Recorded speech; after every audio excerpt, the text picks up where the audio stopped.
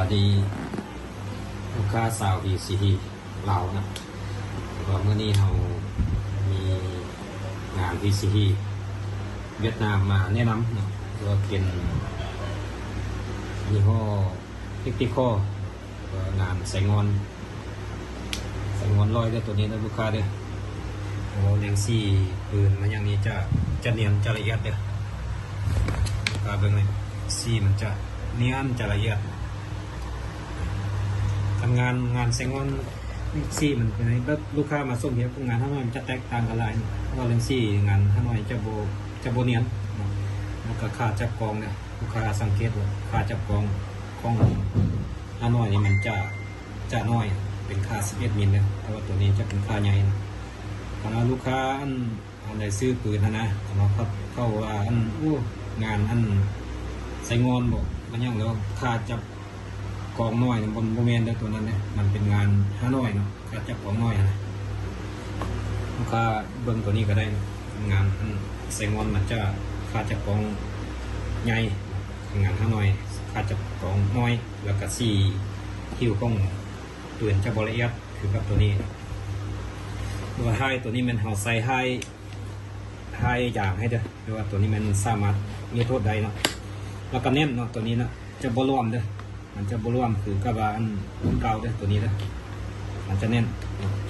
ประกันเน้นเวลายิงมันจะโบเน่งนะโบฮิกกระหิกมาแต่ว่าเก็บเสียงรุ่นเก่ามันจะเน่งเนาะมันจะขนลูกเล็กนะแต่ว่าตัวนี้โบเน่งได้ลูกค้าเด้อว่าตัวนี้มันเอาใส่คลิปมือยางให้ด้วยตัวนี้เป็นคลิปมือยางลูกค้าไล่ผลข้าม5 คลิปมือยางแต่วันนี้เราประกอบคลิปมือยางให้นะแล้วก็อันแลกมันเอาใส่แลกมูวิอา16 แหวนตัวนี้นะแลก16 แหวนคือว่าเรากล้าหาประกันเนี่ยว่าเรียงการลดลมไว้ลมเสถียรหาประกันตัวนี้ที่ลองเฮ็ดให้ลูกค้าผมนะรายการคนซื้อไปแล้วว่าโอ้มันลดลมซ่าลมบอสเฮียนโอ้ลูกค้าซื้อบนฮิตแล้วซื้อจากเขากล้ารับประกันคำว่าลมบอสเฮียนลดลมซ่าเอาคืนเงินให้เนาะแล้วเครื่องนี่เขาก็บ่เอามาอีกเอาคืนให้ลดเงินเลยนะลูกค้าเบิ่งเลยวอลเลย์เข้มเลย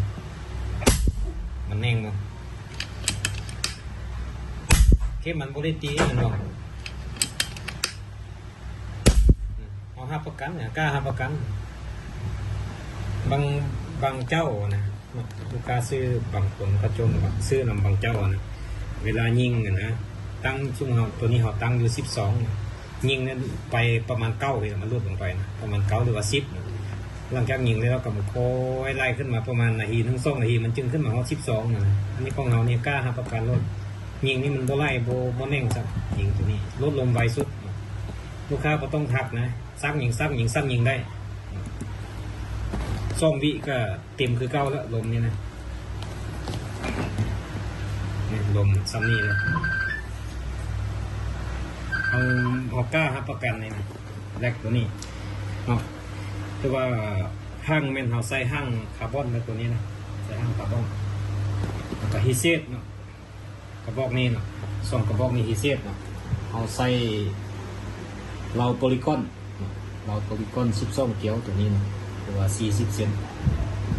ลูกค้าบางคนว่าอยากได้เราโพลีกอน50 เซนมันบ่มีด้วยลูกค้าด้วยเราโพลีกอนมีแต่30กับ40ว่าเฮ็ด50บ่ได้นะตัวนี้มันจะเฮ็ดยากเนาะว่าเขาบ่สามารถเฮ็ดได้คือว่าเราตัวนี้มันจะพุบปลายเด้อทางกกนี่มันจะเอาใหญ่แต่ว่าเวลาโรคไปแล้วมันจะน้อยเข้าคุบไปตัวนี้เก็บเสียงเป็นห่อใส่เก็บเสียงเก็บเต็กว่าของเงียบนี่กับ10ประมาณ90เนี่ยประมาณ90นั่นนึงเนี่ยเราเงียบสมควรอยู่ตัวนี้แล้วกล้องเป็นกล้อง BSA เนาะกล้อง BSAขยายตามซูมนะตัวนี้นะเส้นเด้งขยายตามซูม